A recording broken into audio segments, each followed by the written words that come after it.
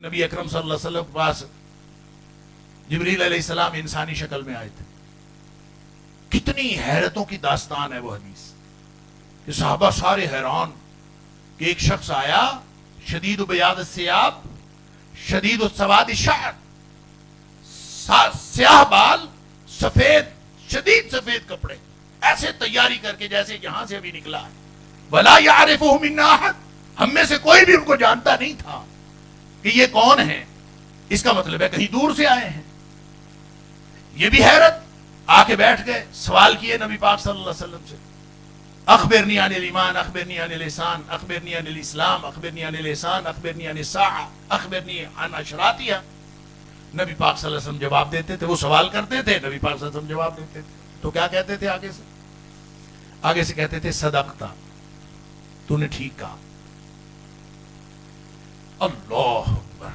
جبریل علیہ السلام، اب وہ صحابہ کو تو نہیں پتا یہ جبریل ہے، ان کو تو پتا ہے کہ ایک شخص آیا آ کے سوال کرتا ہے.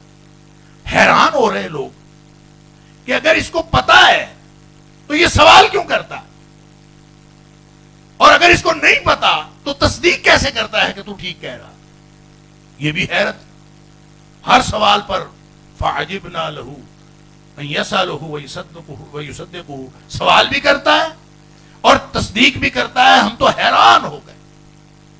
پوچھا کسی نے نہیں. سبحان اللہ، کیا ادب ہے. وہ چلا گیا تو عمر فاروق رضی اللہ تعالیٰ عنہ فرماتے فلبثت ملیہ، میں کچھ دیر بیٹھا رہا. اب جو کچھ دیر بیٹھے رہے تو خود نبی پاک صلی اللہ علیہ وسلم فرمایا اتدری من السائل، عمر پتا ہے یہ سوال کرنے والا کون تھا؟ تو عرض کیا اللہ ورسولہ عالم، مجھے تو نہیں پتا، اللہ جانتا ہے یا اللہ کے رسول صلی اللہ علیہ وسلم جانتے. فرمایا کہ جبریل تھے اتاکم لیعلمکم دینکم. بات سمجھیے، الاسناد من الدین. یہ جبریل تھے، یہ تمہیں تمہارا دین سکھانے آئے تھے. دین سکھانے کون آیا تھا؟ جبریل. پوچھا کس سے؟ نبی پاک صلی اللہ علیہ وسلم سے. بھئی دین سکھانے وہ آیا تھا تو نبی کریم صلی اللہ علیہ وسلم تعارف کروا دیتے بھی لوگوں یہ جبریل علیہ السلام آئے ہیں تو جبریل دین سکھانے آئے ہیں، چلو بھی جبریل دین سکھاؤ. سادہ سی بات تھی. حیرتوں میں گم کرنے کی ضرورت ہی نہیں تھی. ساری کی ساری حدیث، سارے صحابہ حیران، تو ان ساری حیرت ختم ہو جاتی. اب نبی پاک صلی اللہ علیہ وسلم تعارف کروا دیتے کہ جبریل آئے ہیں، تمہیں تمہارا دین سکھانے آئے ہیں، چلو بھی جبریل دین سکھاؤ. اور جبریل تقریر کر کے بتا دیتا کہ اسلام کیا ہے، ایمان کیا ہے، احسان کیا ہے. وہی سکھانے آیا تھا نا. نبی پاک صلی اللہ علیہ وسلم نے فرمایا وہ آیا تھا اتاکم لیعلمکم دینکم، یہ تمہیں تمہارا دین سکھانے. اللہ اکبر. یہ کیوں نہیں کیا نبی پاک صلی اللہ علیہ وسلم نے؟ اس لیے نہیں کیا کہ اگر جبریل تقریر کر کے چلا جاتا تو وہ دین نہ بنتا. دین تب بنتا ہے جب اس پر نبی پاک صلی اللہ علیہ وسلم کی مہر لگتی ہے، جب حوالہ نبی پاک صلی اللہ علیہ وسلم کا آتا ہے، جب نبی پاک صلی اللہ علیہ وسلم کی زبان اقدس سے نکلتا ہے تو دین بنتا ہے. تو جب کوئی شخص کہے بات دین کی ہے تو وہ حوالہ دکھائے، وہ سند قائم کرے، اور نبی پاک صلی اللہ علیہ وسلم تک سند قائم کر کے، متصل سند قائم کر کے، میں اس کو کہتا ہوں علمی القائے نسبت کرے نبی پاک صلی اللہ علیہ وسلم کے ساتھ. اگر وہ کرے تو پھر الاسناد من الدین، یہ دین ہے. ولولا الاسناد، اگر یہ اسناد نہ ہوتی، اگر یہ سلسلہ نہ ہوتا، سند کا معاملہ نہ ہوتا، لقال من شاء ما شاء، تو پھر جو آدمی جس کا دل چاہتا، جو دل چاہتا وہ کہتا رہتا، پھر ہر شخص اپنا دین بنائے پھرتا. تو 6 لاکھ حدیث اصل میں جو امام بخاری علیہ رحمہ نے یاد کر رکھی تھیں وہ سند اور متن کے ساتھ تھی. لہذا ایک ہی حدیث جب مختلف سند سے آتی ہے تو وہ 2 حدیثیں قرار پاتی ہیں، وہ 3 حدیثیں قرار پاتی. جیسے یہ آخری حدیث بھی امام بخاری علیہ رحمہ نے اپنے 3 اساتذہ سے یہ حدیث بیان کی. احمد بن اشکاب سے یہ آخری حدیث ہے. اسی طرح قتیبہ بن سعید سے کتاب الایمان والنذور میں، اور پھر اسی طرح زہیر بن حرب سے کتاب الدعوات کے اندر تو حدیث وہی ہے اور 3 مختلف اساتذہ تھے، تو اس کا مطلب یہ ہے کہ جب سند کے اعتبار سے ہم دیکھیں گے تو یہ 3 حدیثیں ہو جائیں گی۔ اس طرح سے 6 لاکھ حدیثیں امام بخاری علیہ الرحمہ کو یاد تھی، اور حافظہ اللہ تعالیٰ نے اتنا کمال کا دیا ہوا تھا کہ وہ فرماتے ہیں کہ میرے استاد نے، وہ امام داخلی کی بات میں کر رہا تھا کہ میرے استاد نے یہ کہا کہ سفیان عن ابی زبیر عن ابراہیم، کوئی سند بیان کی، تو کہتے ہیں کہ میں اٹھ کے کھڑا ہو گیا اور میں نے کہا استاد محترم، یہ جو ابی زبیر ہے یہ ابراہیم سے روایت نہیں کرتا۔ تو استاد پریشان ہو گئے اور انہوں نے بعض روایتوں میں اگر ڈانٹا بھی ان کو، تو خیر ڈانٹ دیا یا جو بھی کچھ کہا۔ امام بخاری کہتے ہیں کہ میں ڈٹا رہا کہ یہ ابی زبیر نہیں ہے، تو خیر گئے گھر اور جا کے اپنی کاپی لے کے آئے، اور پھر انہوں نے پوچھا یا غلام وہ کہاں ہے لڑکا، بتاؤ کیا مسئلہ ہے؟ انہوں نے کہا یہ ابی زبیر جو ہے وہ ابراہیم سے روایت نہیں کرتا۔ انہوں نے پھر کیا ہے، پھر کون ہے؟ ان کا یہ زبیر بن عدی ہے، لہذا سند یہ ہوگی سفیان عن زبیر بن عدی عن ابراہیم، یہ سند ہوگی۔ انہوں نے میرا قلم لیا، امام بخاری کہتے ہیں میرا قلم لیا اور اپنی کاپی پہ درست کر لیا۔ امام بخاری نے اپنے استاد کی سند ٹھیک کروائی، اور کسی نے پوچھا آپ کی عمر کتنی تھی؟ کہتے ہیں 11 سال۔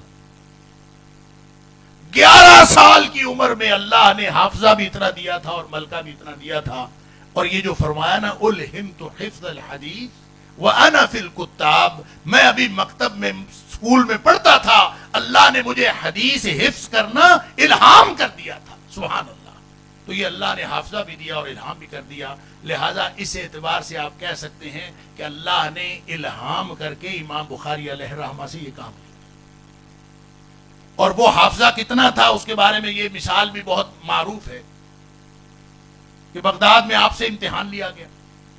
جب آپ بغداد گئے تو بہت معروف تھے، اور لوگوں نے 100 حدیثیں ان کی سندیں اور متن خلط ملط کر کے 10 لوگوں پر تقسیم کر دی، اور امام بخاری علیہ الرحمہ کے سامنے پیش کیا کہ بتاؤ کتنا کا حافظہ ہے۔ جیسے آج کل ہم پریشان ہوتے ہیں کہ حافظہ ایسا کیسے ہو سکتا ہے، تو لگتا ہے اس دور میں بھی لوگ پریشان ہوتے ہوں گے، اسی لیے تو اس طرح کا امتحان لیتے تھے۔ آج لوگوں کو پریشانی ہوتی 6 لاکھ حدیثیں کیسے یاد ہو سکتی، لگتا ہے اس دور میں بھی لوگوں کو یہ حیرانی ہوتی تھی کہ امام بخاری کو اتنی سندیں کیسے یاد ہو سکتی، اس لیے وہ امتحان کا بندوبست کرتے تھے۔ مختلف جگہوں پہ امتحانات کی بات ہوتی ہے کہ امام بخاری سے مختلف جگہوں پہ مختلف لوگوں نے مختلف طریقے سے امتحان لیا، تو یہاں تو 10 لوگوں کو 10 احادیث جو ہیں ان کی سندیں خلط ملط کر کے، سندوں سے متن ہٹا کے، متن سے سند ہٹا کے، وہ لوگوں کو 10 لوگوں کو تقسیم کر دی، امام بخاری کے اوپر پیش ہو۔ ایک بندے نے شروع کیا، اس نے حدیث سنائی، امام بخاری علیہ الرحمہ کہتے لا عارف، میں نہیں جانتا۔ دوسرے نے سنائی، میں نہیں جانتا۔ یعنی ایک بندے نے 10 حدیث سنائی، آپ نے فرمایا لا عارف۔ اسی طرح دوسرے نے 10 سنائی، لا عارف، ہر ایک کا جواب لا عارف، کیونکہ وہ غلط سنا رہا تھا۔ 100 کی 100 سن لی، لا عارف ہو۔ اللہ اکبر۔ وہ جنہوں نے منصوبہ بنایا تھا نا، ان کو امام بخاری کے مسلسل جواب سے سمجھ آ گئی کہ امام بخاری کو احادیث کی پوری سمجھ آ گئی ہے، اس لیے کہہ رہے ہیں لا عارف۔ تو جو عام لوگ بیٹھے ہوئے تھے جن کو نہیں پتا تھا، وہ حیران ہوئے، لو جی امام بخاری آئے تھے بڑے بن کے، کہتے تھے بڑا حافظہ ہے، ان کو تو پتہ ہی کچھ نہیں۔ اس کے بعد امام بخاری علیہ الرحمہ نے ایک ایک حدیث، تم سب سے پہلے جس نے سنائی تھی ادھر آؤ، اس کی پہلی حدیث، تم نے پہلی حدیث یہ اس طرح سنائی تھی، اصل میں یہ یوں ہے۔ دوسری تم نے یہ سنائی تھی، اصل میں یہ یوں ہے۔ تیسری تم نے یہ سنائی تھی، اصل میں یہ یوں ہے۔ 10 حدیثیں پوری ترتیب کے ساتھ پہلے غلط سنائی، پھر صحیح سنائی۔ لہذا حیرت اس بات کی نہیں ہے، یہ پوری کی پوری 100 حدیثیں امام بخاری علیہ الرحمہ نے صحیح کر کے سنا دی۔ حیرت کی بات یہ نہیں ہے کہ امام بخاری کو 100 کی 100 حدیثیں صحیح یاد تھیں، حیرت کی بات حافظے کے اعتبار سے یہ ہے کہ وہ جو ایک ایک دفعہ ان کی غلط سنی وہ بھی امام بخاری کو یاد ہو گئی، لہذا جو سنتے تھے، جو آپ پڑھتے تھے، ایک ہی دفعہ میں وہ یاد ہو جاتا تھا۔ یہ اللہ نے حافظہ عطا فرمایا تھا، اللہ نے اپنے نبی پاک صلی اللہ علیہ وسلم کی صحیح ترین احادیث جمع کرنے کا کام لینا تھا، اس لیے اللہ تعالیٰ نے الہامی طور پر ان کو یہ ملکہ عطا فرما دیا تھا۔ پھر جا کے امام بخاری علیہ رحمہ نے، سبحان اللہ، یہ دیانتداری ہوتی ہے جو دین کا کام کرتے ہیں کہ مجھے حافظہ میرا اتنا ہے، مجھے یاد ہے، کافی ہے، بس ٹھیک ہے، اس طرح نہیں کیا۔ جیسے حضرت زید بن ثابت رضی اللہ تعالیٰ عنہ کی ڈیوٹی لگائی حضرت ابوبکر صدیق رضی اللہ تعالیٰ نے قرآن جمع کرنے کا، مصحف صدیقی جو پہلی دفعہ بنا ہے تو حضرت زید بن ثابت رضی اللہ تعالیٰ کی ڈیوٹی۔ حضرت زید بن ثابت رضی اللہ تعالیٰ خود بھی حافظ تھے اور لوگوں کو اعلان کر دیا جس جس کے پاس قرآن لکھا ہوا ہے وہ لے آئے، اور آئے اور آ کے پھر 2 گواہ پیش کرے۔ خود بھی حافظ تھے، یہ نہیں کہا کہ میں بس ایسے لکھ دیتا ہوں، ہر ایک سے 2 گواہ لیتے تھے، یہ دیانتداری تھی، اور پھر 2 گواہ لے کے پھر لکھتے تھے۔ امام بخاری علیہ رحمہ فرماتے ہیں کہ میں نے ہر حدیث لکھنے سے پہلے 2 رکعت نفل پڑھے ہیں، اللہ سے دعا کی ہے، اور پھر حدیث اپنے الجامع الصحیح کے اندر رکھی۔ اللہ، یہ دیانتداری، یوں جا کے یہ الجامع الصحیح تیار ہوئی ہے۔ اللہ اکبر۔ اور اس سے پہلے جو میں نے عرض کیا کہ حدیث تھیں، لکھی ہوئی تھیں، کتابیں بھی تھیں، تو امام بخاری نے کیا کام کیا؟ اس کے بارے میں 2 باتیں، ویسے تو بہت ساری باتیں محدثین نے لکھی ہیں کہ امام بخاری کے وجہ تالیف کیا ہے، کیوں الجامع الصحیح لکھی، تو اس کے بارے میں 2 باتیں بہت اہم۔ ایک تو یہ کہ وہ کہتے ہیں مجھے خواب میں دکھایا گیا کہ میں نبی کریم صلی اللہ علیہ وسلم کو پنکھا جھل رہا ہوں اور مکھیاں اڑا رہا ہوں، ادھر ادھر سے جو آتی ہیں، وہ نبی پاک صلی اللہ علیہ وسلم کی ذات اقدس پر بیٹھنے نہیں دیتا، پنکھے سے دور کر رہا ہوں۔ اور اس کی تعبیر کسی تعبیر کرنے والے نے کہی کہ آپ نبی پاک صلی اللہ علیہ وسلم کی جو احادیث ہیں اس کے اندر جو ضعیف احادیث ہیں اور کمزور احادیث ہیں ان کو ہٹاؤ گے اور صرف صحیح حدیث جمع کرو گے۔ امام بخاری رحمہ اللہ کہتے ہیں مجھے اس سے شوق پیدا ہوا کہ میں واقعتاً ایک کتاب جو ہے وہ لکھ دوں، اور یہ شوق پیدا کرنے کی ایک وجہ یہ تھی۔ اور دوسری وجہ وہ آپ کے اساتذہ میں سے ایک استاد اسحاق بن راہوے، انہوں نے کہا تھا کہ لو جمعتم کتابا صحیحا کتابا مختصرا من صحیح سنت رسول اللہ صلی اللہ علیہ وسلم، کہ اللہ کے رسول صلی اللہ علیہ وسلم کی صحیح جو سنت ہے اور صحیح جو حدیث ہیں اس کے بارے میں کوئی شخص مختصر کتاب جمع کر دے، گویا کتابیں تو جمع ہوئی ہیں لیکن ایک صحیح کتاب جمع کر دے جس کے بارے میں کسی کو شک نہ ہو کہ اس کے اندر کوئی ایسی روایت آ گئی ہے کہ جس کو تسلیم کرنے یا نہ کرنے کے بارے میں آدمی کو کچھ شک و شبہ ہو۔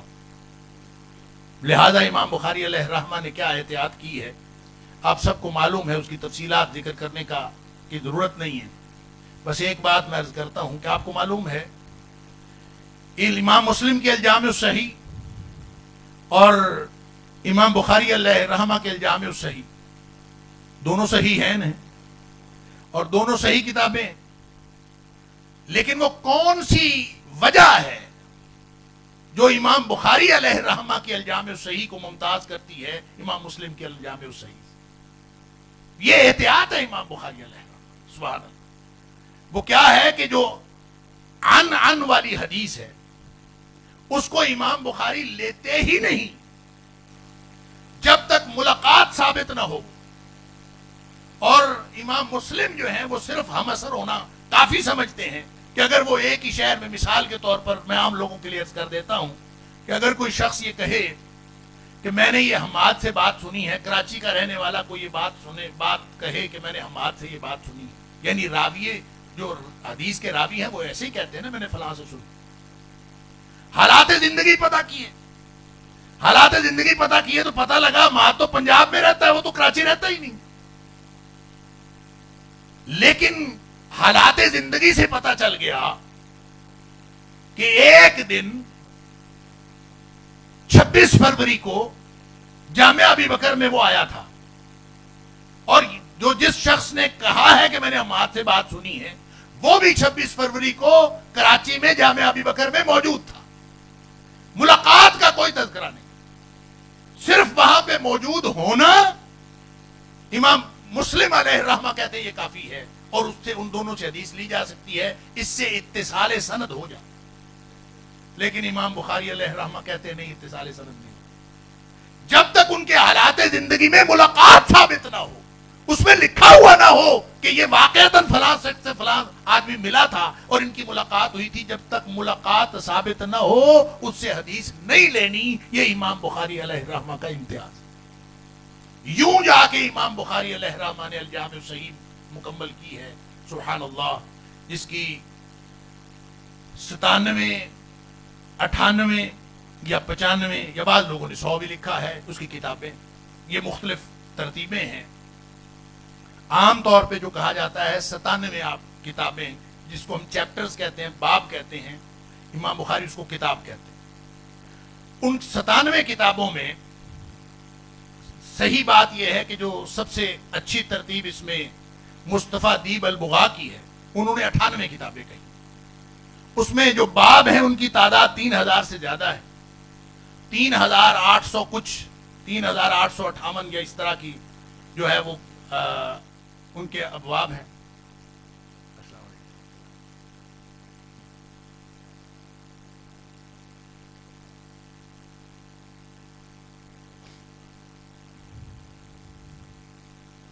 اور اس کی آخری کتاب کتاب التوحید، اور اس کی آخری حدیث جس پر آج الحمدللہ ہمارے بھائی نے اس کی تلاوت کی، اور یوں آج یہ طلبہ کرام جو ہے علماء کرام بن رہے ہیں ماشاءاللہ. اللہ تعالیٰ ان کی طرف سے قبول فرمائے. تو یہ جو کتاب التوحید ہے اس کو امام بخاری علیہ الرحمہ نے آخر پہ رکھا. یہ ترتیب بھی امام بخاری کی اپنی، اور امام بخاری نے کتاب التوحید کو آخر پہ کیوں رکھا اس کی بھی بہت ساری جو محدثین نے توجیحات لکھی ہیں، لیکن سب سے عمدہ توجیح یہی ہے سبحان اللہ کہ توحید آخر تک اگر قائم رہے، ساری زندگی ہی توحید پر رہنی ہے، لیکن حسن خاتمہ انسان کا ہے توحید پر ہو. تو نبی پاک صلی اللہ علیہ وسلم نے فرمایا من کان آخر کلامہ، جس کا آخری کلام لا الہ الا اللہ ہوا، داخل الجنہ، وہ جنت میں داخل ہو گیا. گویا امام بخاری علیہ الرحمہ اپنی کتاب میں کتاب التوحید کو سب سے آخر پہ رکھ کے یہ چاہتے بھی ہیں، یہ دعا بھی کرتے ہیں، یہ اپنے لیے بھی چاہتے ہیں، اور قیامت تک آنے والے جتنے لوگ بخاری پڑھنے والے ہیں ان کے لیے بھی چاہتے ہیں کہ وہ جو پڑھیں تو آخری کتاب کتاب التوحید پڑھیں، اور پھر ان کی زندگی کا جو ساری زندگی آخر تک جو ہے وہ توحید پر قائم رہیں. اور من کانا آخر کلامہ لا الہ الا اللہ، کہ جس کا آخری کلام لا الہ الا اللہ ہوا داخل الجنہ، وہ جنت میں داخل ہو جائے. امام بخاری کی چاہت بھی شامل ہے، خواہش بھی شامل ہے، اور امام بخاری علیہ الرحمہ کی کوشش بھی شامل ہے.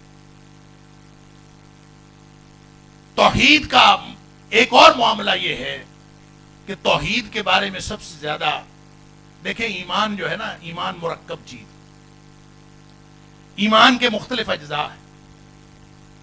ان مختلف اجزاء میں سے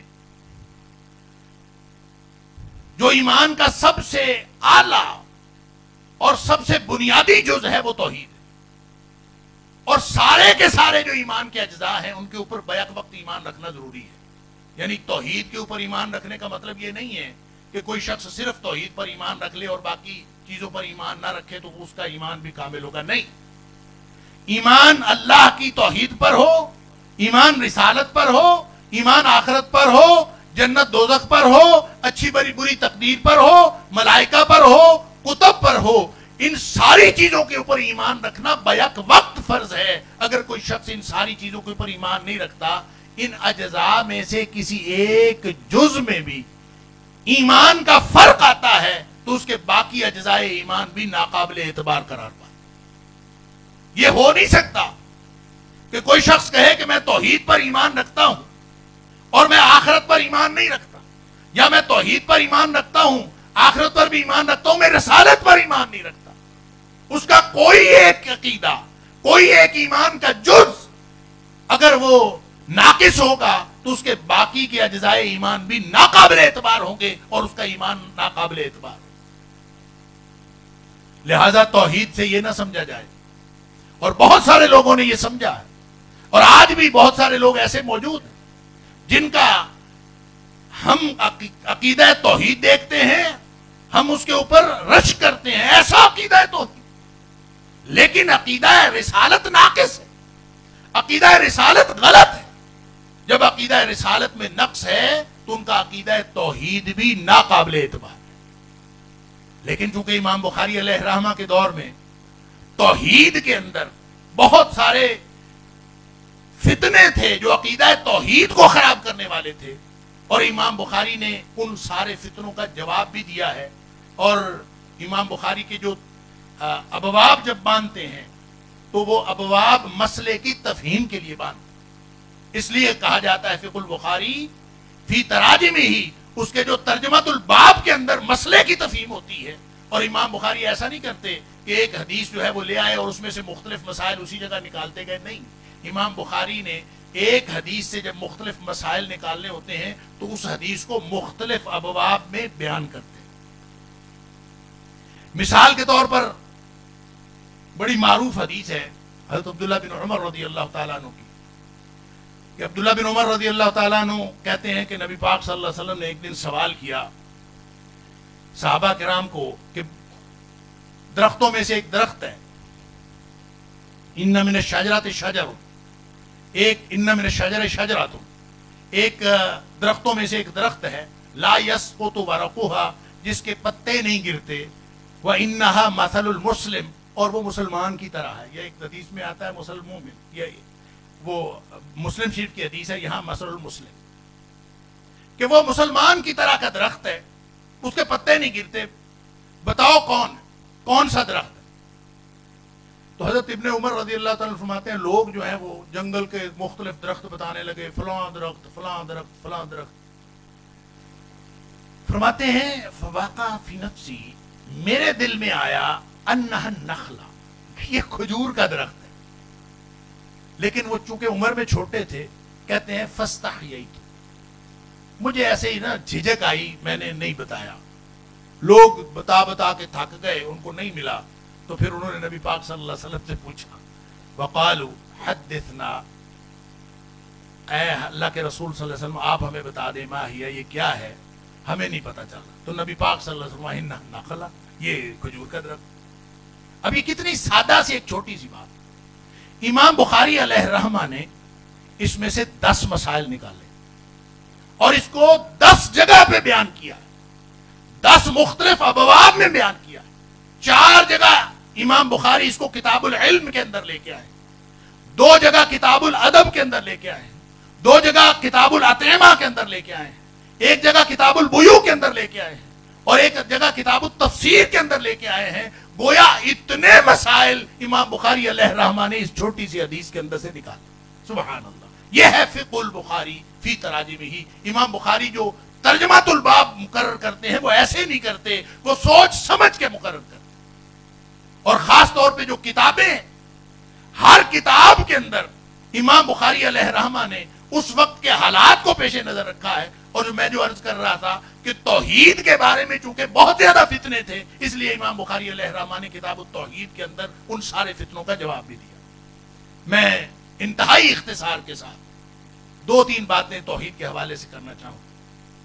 ایک تو یہ کہ توحید کی 3 قسمیں جو علماء نے بیان کی ہیں، جب ہم قرآن سے نکالتے ہیں تو 3 قسمیں، ایک توحید ربوبیت، ایک توحید الوہیت، اور توحید اسماء و صفات۔ توحید ربوبیت کو توحید فی ذات کہہ لیں، توحید الوہیت کو توحید فی العبادت کہہ لیں، اور توحید اسماء و صفات کو توحید فی الافعال کہہ لیں، ہمارے اردو میں کہنے، اپنے زبان میں کہنے کے لیے اس کو آسانی کے۔ ان تینوں قسم کی توحید کے بارے میں شرک ہوتا آیا ہے نبی کریم صلی اللہ علیہ وسلم کے دور میں، اور اس سے پہلے جو عام طور پہ شرک ہوتا تھا وہ توحید الوہیت میں ہوتا تھا، وہ توحید ربوبیت میں نہیں ہوتا تھا، وہ توحید الوہیت میں شرک ہوتا تھا، جس کا اللہ کریم نے قرآن میں بھی جواب دیا ہے، وَلَئِن سَأَلْتَهُم مَّنْ خَلَقَ السَّمَاوَاتِ وَالْأَرْضَ وَسَخَّرَ الشَّمْسَ وَالْقَمَرَ، سورہ عنکبوت کے اندر اللہ تعالیٰ نے، سورہ زخرف کے اندر، سورہ مومنون کے اندر، سورہ یونس کے اندر اور مختلف صورتوں میں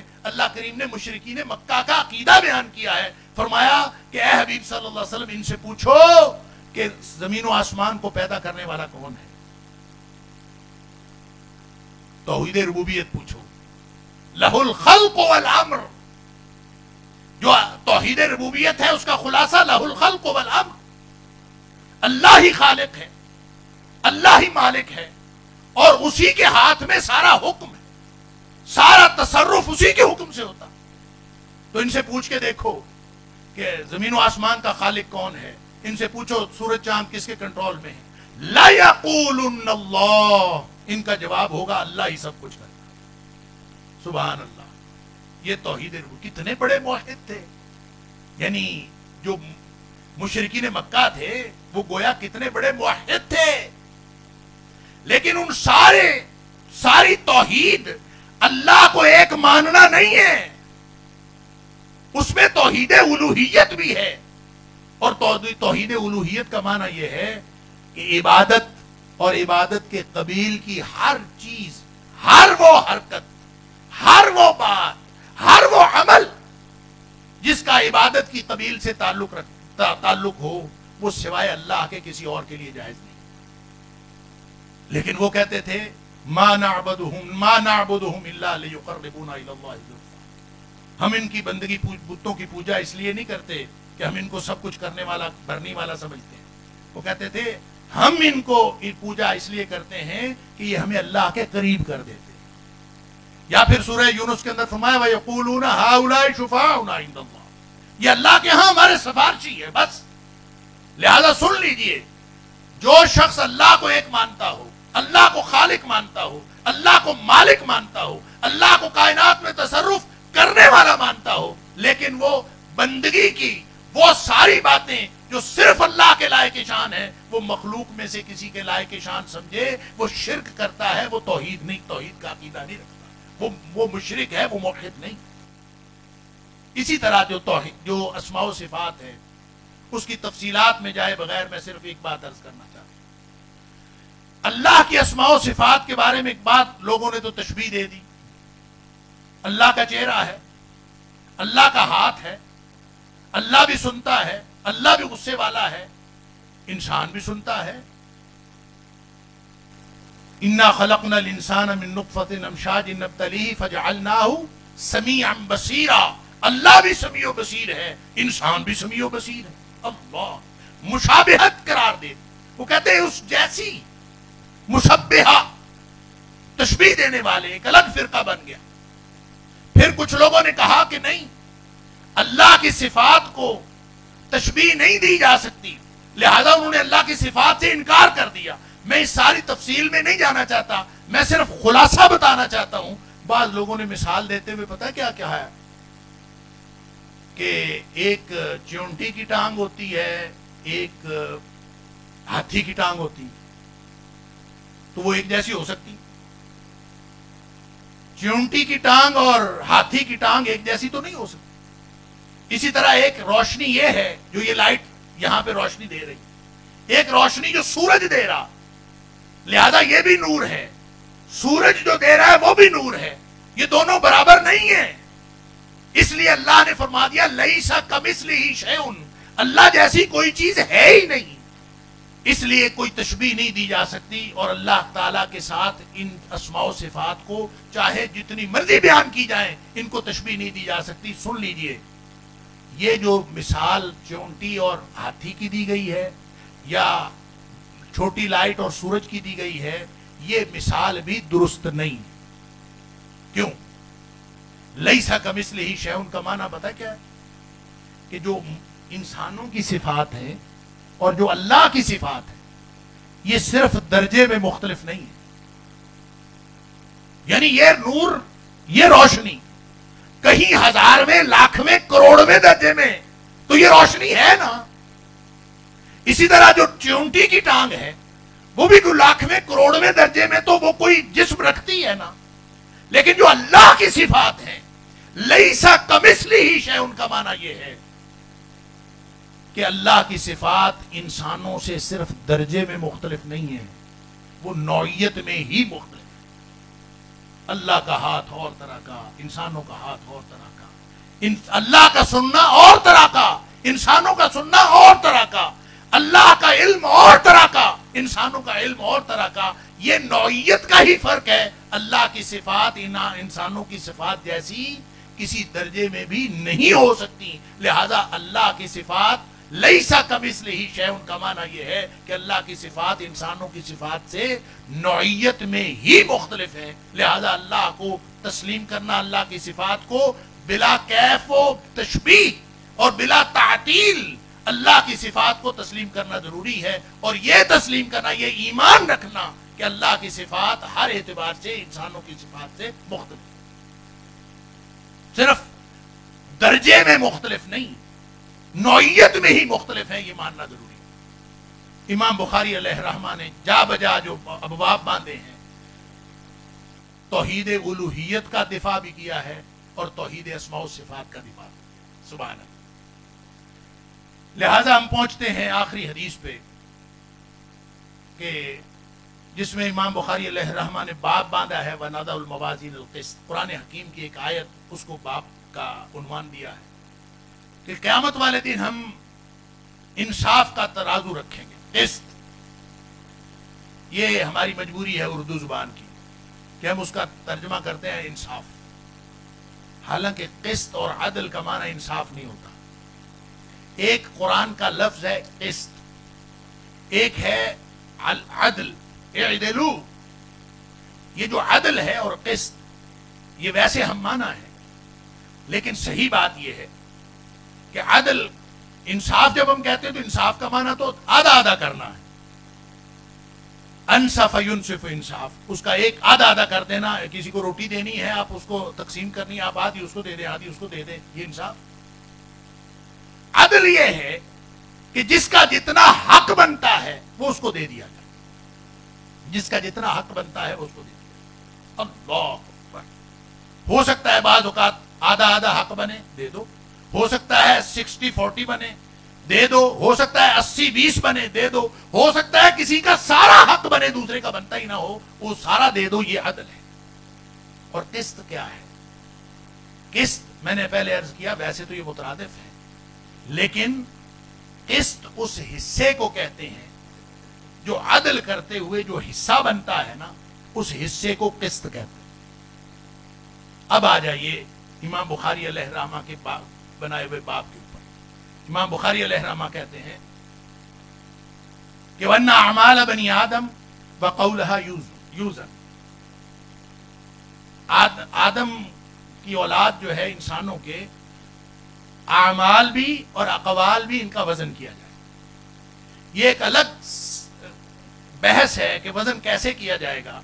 जब नवदाउल मवाज़ीन अल क़िस्त लियौमिल क़ियामा, कि इंसाफ का तराजू, हम अदल का तराजू रखेंगे। ये अदल और इंसाफ की बात भी समझ लीजिए।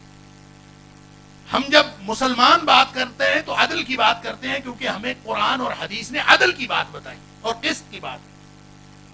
मगरिब जब बात करता है तो वो इंसाफ की बात करता है। जो कमजोर जज होता है ना, कमजोर जज हमेशा आधा आधा दे देता है, उसको ये समझ नहीं आती किसका कितना बनता है। शरीयत इस्लामिया, अल्लाह का कुरान, नबी पाक सल्लल्लाहु अलैहि वसल्लम की हदीस, वो पूरा तोल के देते हैं। जिसका जितना हक बनता है उतना दो। और अदल के ऊपर पूरी कायनात कायम है। कुरान कहता है इअदिलू हुवा अक़रबु लित्तक़वा। इमाम गज़ाली के बारे में कहते हैं कि वो इमाम शाफी अलैहिर्रहमा ने तो कहा था ना कि कुरान सारा नाजिल ना भी होता, सिर्फ एक सूरत नाजिल हो जाती, सूरतुल असर, तो इंसान उसी को पढ़कर उसी पर अमल कर लेते तो उनकी कामयाबी और निजात के लिए काफी। इमाम गज़ाली अलैहिर्रहमा ने अजीब बात कही। उन्होंने कहा कि पूरा कुरान ना भी नाजिल होता, सिर्फ एक कलमा नाजिल हो जाता और लोग उस कलमे को समझकर उस पर अमल कर लेते, तो इंसानों की कामयाबी के लिए वो एक कलमा काफी था। और वो कलमा क्या है? वो है इअदिलू, अदल करो। जिसका जितना हक बनता है उसको दे दो। भाई का जो हक बनता है भाई को दे दो, जो बहन का हक बनता है बहन को दे दो, जो बड़ों का हक बनता है बड़ों को दे दो, जो छोटों का हक बनता है छोटों को दे दो, जो गाहक का हक बनता है गाहक को दे दो, जो अवाम का हक बनता है अवाम को दे दो। اور جو تابعین عظام کا حق بنتا ہے ان کو دے دو، جو صحابہ کرام کا حق بنتا ہے وہ ان کو دے دو، اور جو اللہ کے رسول صلی اللہ علیہ وسلم کا حق بنتا ہے وہ ان کو دے دو، اور جو اللہ کا حق بنتا ہے اللہ کو دے دو۔ یہ پورا عدل ہے۔ اور اس کے جواب میں ہوتا ہے اس کا الٹ ہوتا ہے ظلم۔ جو حق نہیں دیتا وہ ظلم کا نظام، اس کی مخالفت کرنی ہے۔ اللہ فرماتا ہے، نبی اکرم صلی اللہ علیہ وسلم فرمایا، اللہ فرماتا ہے میں نے اپنی ذات پر ظلم کو حرام کر رکھا ہے، لہذا تم بھی ظلم نہ کیا کرو، تم بھی ظلم کو اپنے اوپر حرام کرو، عدل کرو۔ عدل سے پوری زندگی بن جاتی ہے۔ اور جو اللہ کو اللہ کا حق نہیں دیتا، جو یہاں ایک دوسرے کو حق نہیں دیتا، ظالم ہے۔ جو صحابہ کرام کو حق نہیں دیتا، ظالم ہے۔ جو نبی اکرم صلی اللہ علیہ وسلم کو ان کا حق نہیں دیتا، وہ ظالم ہے۔ اور جو اللہ کو اللہ کا حق نہیں دیتا، ان الشرک لظلم عظیم، کائنات کا سب سے بڑا ظلم یہ ہے کہ کوئی شخص اللہ کے حق تلفی کرے اور اللہ کو اللہ کا حق نہ دے۔ لہذا مغرب نے ہمیں جو مساوات پر مبنی، غیر فطری مساوات پر مبنی جو نظام دیا ہے، وہ ایک کمزور بنیادوں پر قائم کیا ہوا نظام ہے، اور وہ کہتا ہے سب کو برابر غیر فطری مساوات۔ کیسے ہو سکتا ہے؟ باپ اور بیٹا کیسے برابر ہو سکتا ہے؟ استاد اور شاگرد کیسے برابر ہو سکتے ہیں؟ بڑا اور چھوٹا کیسے برابر ہو سکتے ہیں؟ صحابہ اور عام لوگ، عام امتی کیسے برابر ہو سکتے ہیں؟ اللہ کے رسول صلی اللہ علیہ وسلم اور امتی کیسے برابر ہو سکتے ہیں؟ اور خالق اور مخلوق کیسے برابر ہو سکتے ہیں؟ جب برابر نہیں ہو سکتے تو اس کا مطلب ہے انصاف کا نظام، جو آدھا آدھا کر دینے والا نظام ہے وہ نہیں چل سکتا، صرف عدل کا نظام چل سکتا ہے۔ اس لیے وَنَضَعُ الْمَوَازِينَ الْقِسْطَ لِيَوْمِ الْقِيَامَةِ، اللہ نے قیامت والے دن جو قائم کرنا ہے عدل کا ترازو، وہ موازین ہوں گے۔ اور وہ کتنے ترازو ہوں گے؟ ہو سکتا ہے اعمال بھی تولے جانے ہیں، قول بھی تولے جانے ہیں، ہر چیز تولی جانی ہے۔ اس کے لیے اللہ تعالیٰ شاید مختلف جو ہے وہ موازین قائم کر دے، کوئی ایک وزن، ایک ترازو قائم کرنے کی ضرورت ہی نہیں ہے، کئی ترازو ہو سکتے ہیں، اور ترازو تمثیلی طور پر بھی ہو سکتا ہے۔ ویسے تو حدیث کے اندر آتا ہے کہ دو پلڑے ہیں، اس کا ایک کانٹا ہے، بہت بڑا ترازو ہے، لیکن ہو سکتا ہے کہ یہ تمثیلی انداز میں بیان ہوا ہو۔ قیامت والے دن اللہ تعالیٰ نے ہر چیز کو ماپنے کے مختلف ترازو بنائے ہوئے ہوں، موازین ہے تو مختلف ترازو ہو سکتے ہیں۔ لیکن فرمایا وقال المجاہد القسطاس العدل بالرومیہ، یہ جو رومی ہیں وہ عدل کو قسطاس کہتے ہیں۔ اس کا مطلب یہ نہیں ہے کہ قسطاس رومی لفظ ہے، اس کا مطلب ہے رومی عدل کو قسطاس کہتے ہیں۔ آج بھی قسطاس کو جب زبانیں ایک دوسرے کو ٹریول کرتی ہیں، ایک زبان سے دوسری زبان میں لفظ ٹریول کرتے ہیں، تو وہ لفظ اپنا جو پروننسیشن ہے، جو ان کا لہجہ ہے وہ بدل جاتا ہے، ان کا جو آواز ہے وہ ساؤنڈ ہے وہ بدل جاتی ہے۔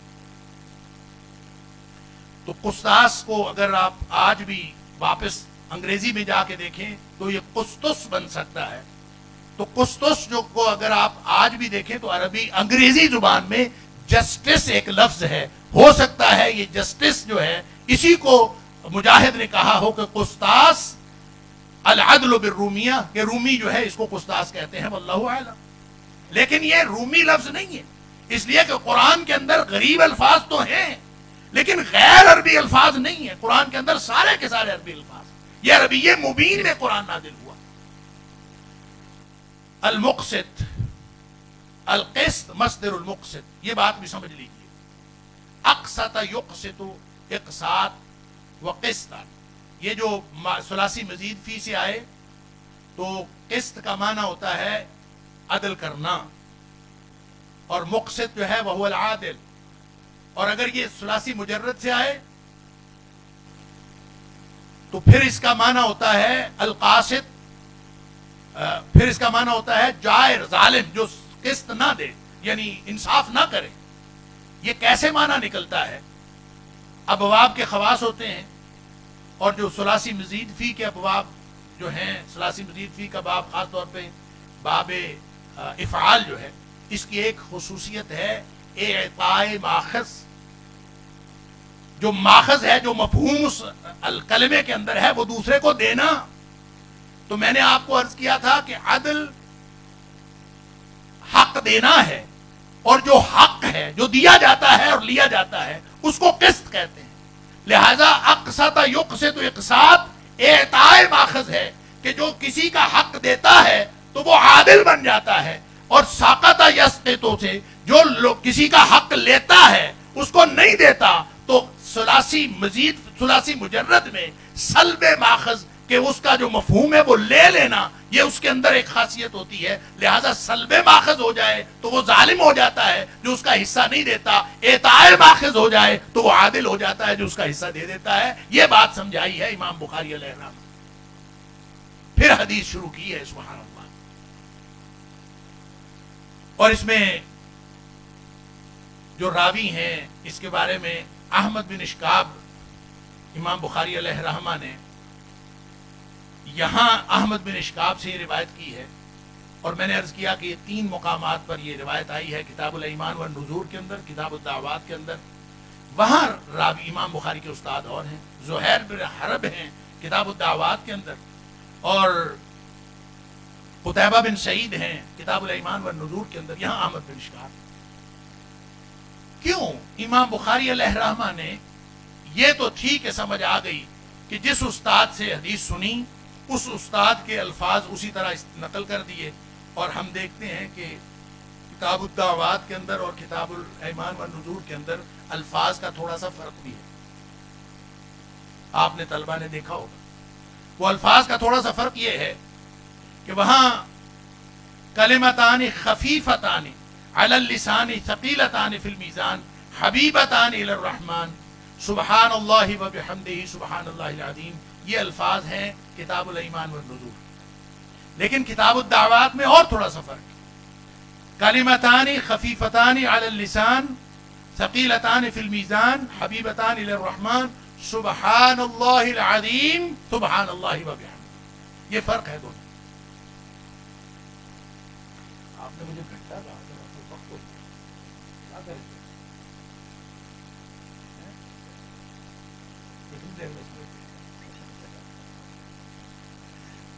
کوشش کرتے ہیں جس بیٹھنے کی۔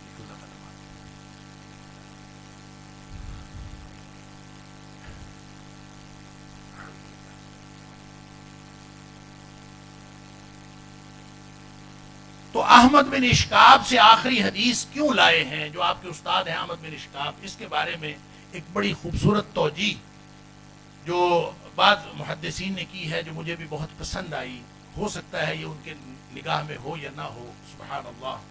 وہ یہ ہے کہ امام بخاری علیہ الرحمہ نے جو پہلی حدیث اپنی الجامع الصحیح میں نقل کی ہے، وہاں آپ کے استاد حمیدی ہیں، اور یہاں آخری حدیث میں آپ کے استاد احمد بن اشکاب ہیں۔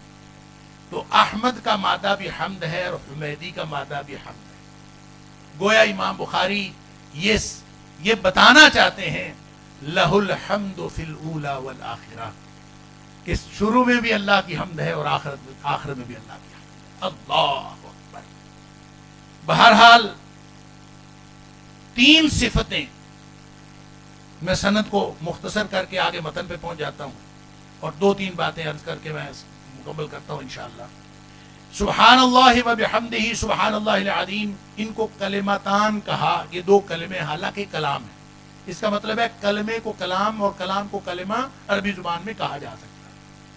یہ کلمتان خفیفتان حبیبتان الی الرحمن، یہ اللہ کو بہت پیارے اور زبان پر بہت ہلکے ہیں اور میزان میں بہت بھاری ہیں، اور یہ میزان میں بہت بھاری جو ہے یہ محل ترجمہ ہے، جو ترجمۃ الباب ہے، وہ اصل میں امام بخاری علیہ الرحمہ اس حدیث کو اس لیے لائے ہیں اور ترجمۃ الباب اس لیے قائم کیا ہے کہ وہ میزان کے اندر وہ بہت بھاری ہوں گے، اللہ کو بہت پیارے ہیں۔ سبحان اللہ و بحمدہ سبحان اللہ العظیم، کلمات کیا ہے میں اس کے اوپر بعد میں آتا ہوں، لیکن یعنی ان کی تفصیل کیا ہے، لیکن اللہ کو کیوں پیارے ہیں؟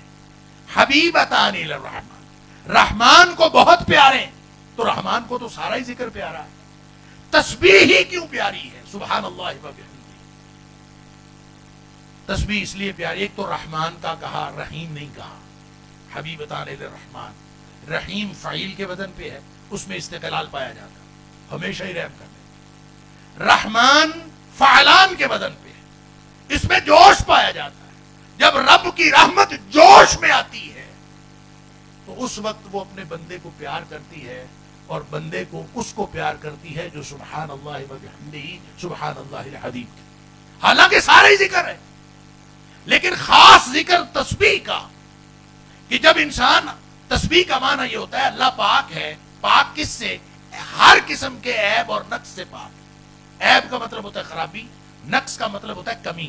اللہ کی ذات ہر قسم کی خرابی اور کمی سے پاک ہے. جب وہ پاک ہے تو جو شخص اللہ کو ہر طرح کے نقص اور عیب سے کمی کا اعلان کرتا ہے وہ دراصل ہر قسم کے شرک کے بطلان کا اعلان کرتا ہے. سبحان اللہ عما یشرکون، قرآن نے بار بار ذکر کیا ہے سبحان اللہ عما یشرکون. اللہ کی ذات پاک ہے. دیکھیں ایک ہوتی ہیں صفات جلال، ایک ہوتی ہیں صفات اکرام. یہ سورہ الرحمن کے اندر جو آخری آیت ہے ذو الجلال والاکرام، تو صفات جلال بھی ہیں صفات اکرام بھی ہیں. اللہ کی صفات اکرام میں، اللہ کی صفات جلال میں سے یہ ہے کہ وہ اس کی بیوی کوئی نہیں، اس کا بیٹا کوئی نہیں، اللہ کا کوئی شریک کوئی نہیں. یہ جو اس طرح کی صفات ہیں یہ جلال ہیں. ان کو صفات عدمیہ اور صفات سلبیہ بھی کہتے ہیں. یہ اس لیے بیان کی اس لیے کہ مشرک جو ہے وہ ہمیشہ اللہ کے ساتھ کسی نہ کسی کو شریک ٹھہراتا ہے. لہذا سبحان اللہ کہنے والا وہ اعلان کرتا ہے کہ میں اللہ کو ہر قسم کے شرک سے پاک قرار دوں. جب وہ ہر قسم کے شرک سے پاک قرار دیتا ہے تو اللہ کو پیارا، اللہ کا پیارا بن جاتا ہے ہر وہ شخص جو سبحان اللہ و بحمدہ سبحان اللہ العظیم کہتا ہے. اور وہ یہ جو و بحمدہ ہے نا، اس کے بارے میں علماء نے اختلاف، یعنی تھوڑا سا اختلاف ہے کہ یہ واو کون سی ہے اور با کون سی.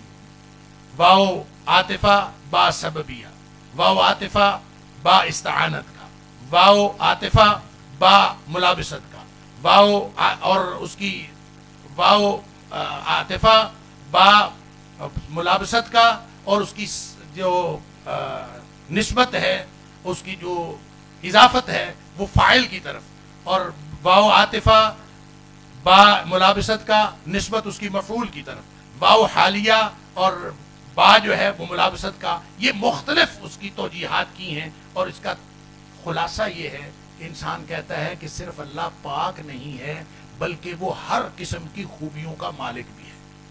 وَبِحَمْدِهِ، وہ ہر قسم کی خوبیوں کا مالک ہے.